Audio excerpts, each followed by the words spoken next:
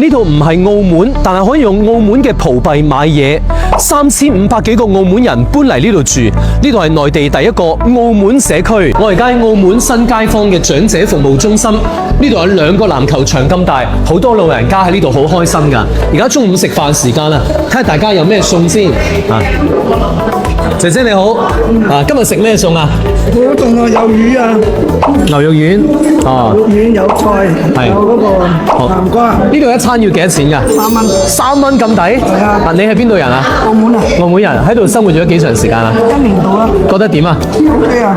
唔單止有飯食，仲有好多嘢玩嘅。你望一望呢啲手工藝品咧，全部都係老人家自己做嘅。你睇何賢良82歲，胡桂平72歲，所以老人家喺度咧有飯食，可以跳舞啦、唱歌啦、寫書法啦、做手工啦。濠江中學附屬橫琴學校係內地第一所澳人子弟學校啊！而家幼稚園同埋小學部咧，總共有600幾個學生，老師用英文講緊手工課啊！嗱，呢間學校嘅特色就係普通話、英文講課，仲有粵語課程添。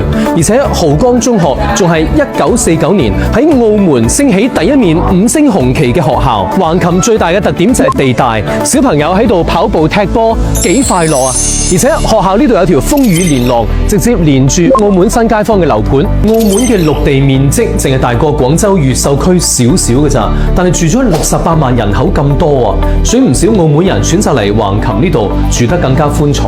樓下就有穿梭巴士，10分鐘可以去到橫琴口岸，所以唔少澳門人呢係夜晚喺呢度住，日頭就去澳門返工，甚至連樓下都有澳門人開嘅學校，湊仔都方便啲啊！連澳門開咗30幾年嘅老字號喺橫琴呢度都有分店嘅喎，買杯咖啡咧都可以用葡幣嚟結算啊！連睇病就醫都有專門嘅社區衛生站，醫生、護士同埋藥品都係嚟自澳門嘅，呢度真係澳門人喺內地嘅新桃花源啊！